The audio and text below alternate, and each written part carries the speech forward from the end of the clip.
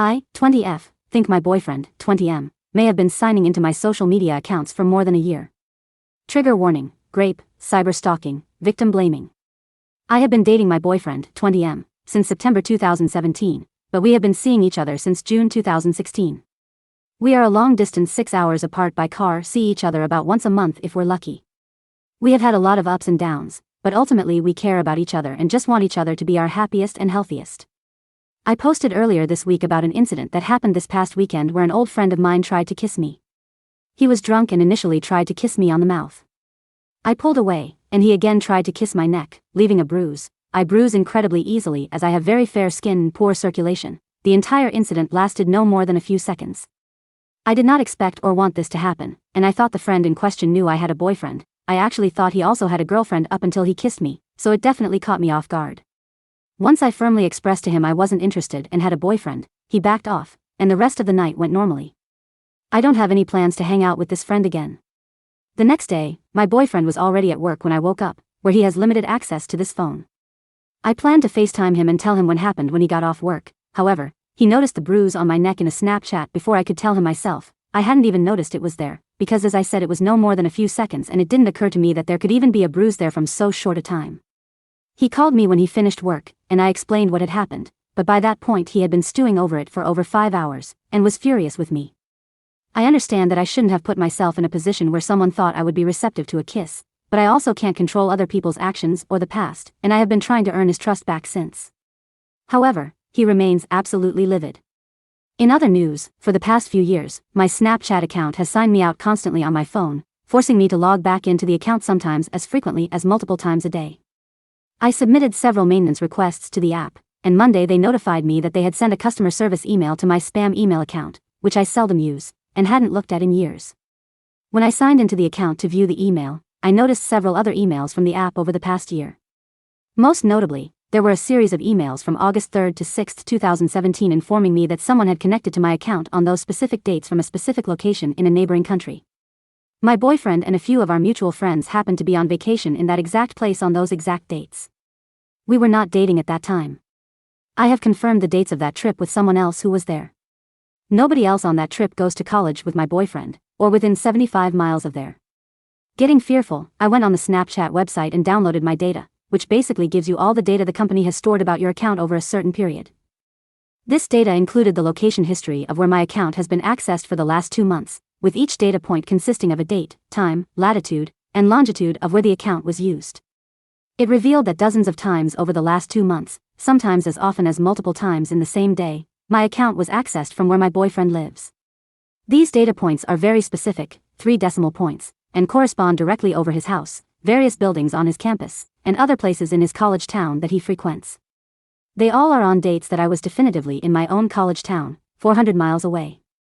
You can actually watch me and whomever fight for control of the account, with me signing in 1 hour, then it's signing in from his town the next hour, and us going back and forth for a while.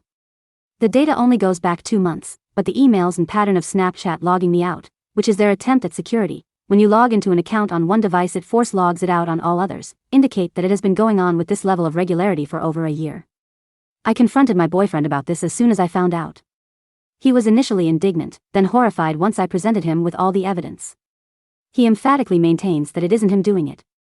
He can't provide any other explanations, and his best guess is that he is being framed, although he has no idea by whom. He has said a few times that if I need to find an explanation, he'll let his reputation take the hit, because he loves me that much and hates to see how this is hurting me. He has now also shifted the conversation back to the incident from this weekend, and is saying that what point would he have to lie, because he thinks I fucked someone else anyways, which he had not told me before that he thought. This is an especially sensitive subject for me because 2 years ago, I was most likely hurt by a very close friend, but I have only been able to put together what happened after the fact based on other knowledge. Not having a clear answer or knowing for sure about what happened then absolutely tore me apart, and still fucks with me immensely. My boyfriend knows all this, and helped me through all the fallout of that. I don't want to believe he would lie to me after seeing how much not knowing what happened there destroyed me. Snapchat is my main method of communication for a lot of my friends, and I save all my direct messages on the app so that I can reference them later. For over a year, someone has been going through my photos, my messages, seeing who I talk to, and watching me without my knowing, and I can't find any other explanations for all the info besides that it was my boyfriend. To not know what happened here will absolutely destroy me, and he knows this. I so desperately want to believe it's anything else, and I want to trust him, like I want him to trust that I didn't sleep with my friend, but I just can't find any answers. My question is, does anyone have any other possible explanations for what could have happened besides the obvious? What should I do now? And how can I convince my boyfriend I didn't sleep with my friend without compromising my feelings here? Relevant comments. Someone at his house logged into your account. He's lying to you. Also, you were assaulted by some creep and he's accusing you of cheating. Dump him. OP. I actually realized that another email from Snapchat shows that someone from an IP address registered to his college signed into my account in February of 2017, 7 months before we started dating. I didn't initially clock it because the town is my hometown, and I figured I had been home at the time, until I realized I was actually in another country for a conference on the date the email was sent.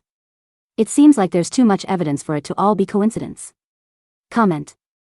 You seem like you detectived the shit out of this. It is quite clear, no one should dig through your shit. Especially like this. WTF is that all about? OP. Yeah, I've really dug myself into the research here. I don't really know what else to do.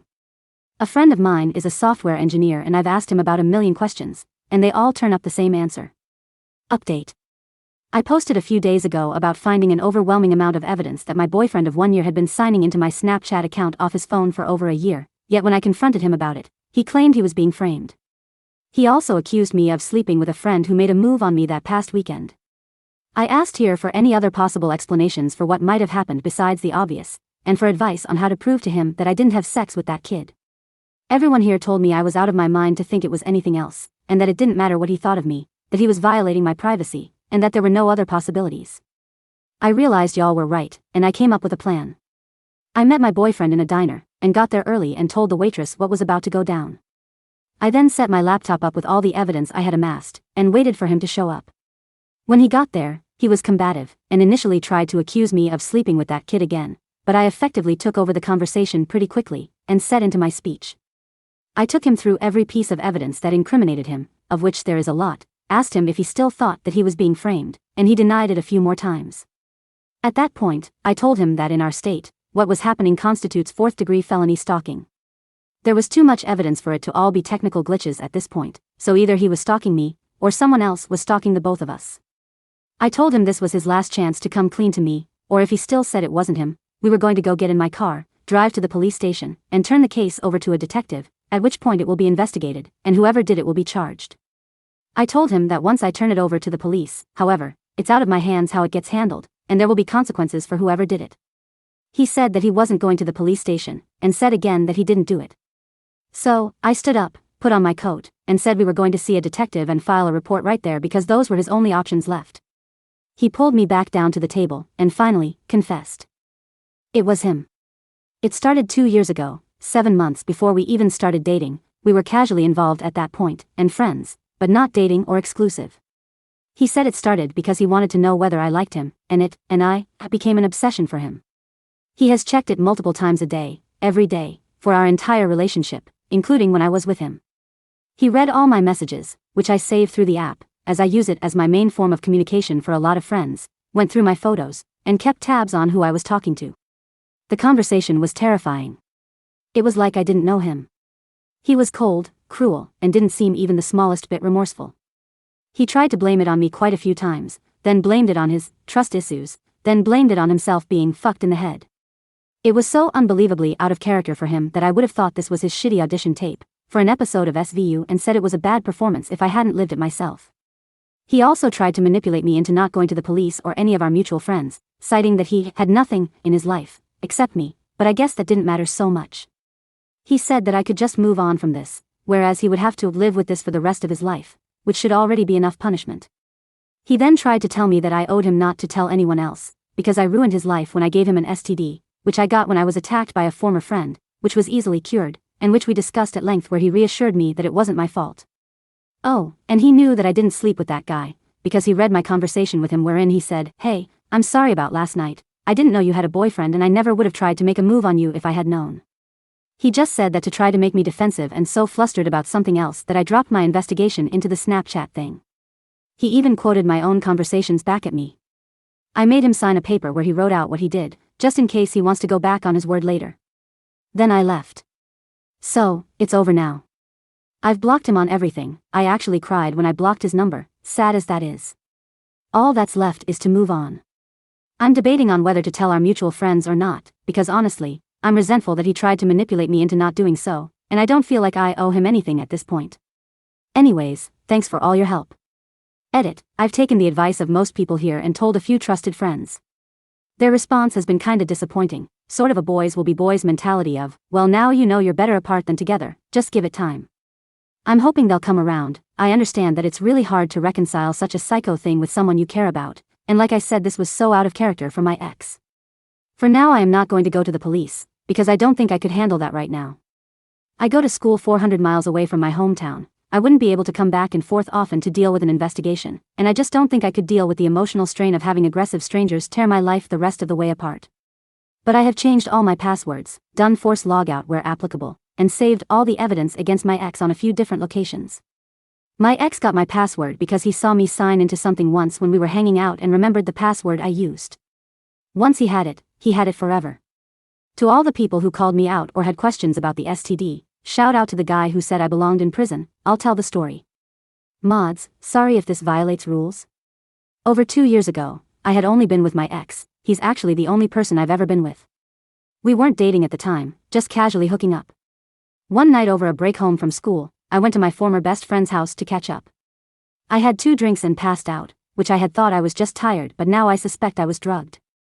I slept on his couch that night, just the 2 of us. I woke up the next morning kinda sore but didn't really think anything of it, went home, and didn't think of it again. 2 months later, another friend came to me and told me that she had fallen asleep at that friend's house just days before I did, that he had spiked her drink, and she had woken up in the middle of the night to him having sex with her. She froze, left when he went back to sleep, went to the hospital, got a kit done, and tried to move on with her life. She never went to the police because this friend's family is very involved with the police in our area, and the police response to sexual assault is a joke anyways.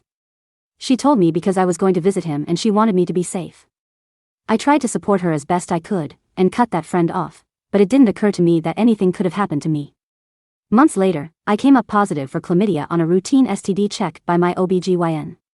That's when I put all the facts together and realized what happened, although I never got closure or a sure answer. I always used protection with my ex, but that doesn't guarantee anything. I didn't knowingly give him an STD, or even know that I had it. Chlamydia is curable with a single antibiotic, and there were no lasting physical effects on either of our lives.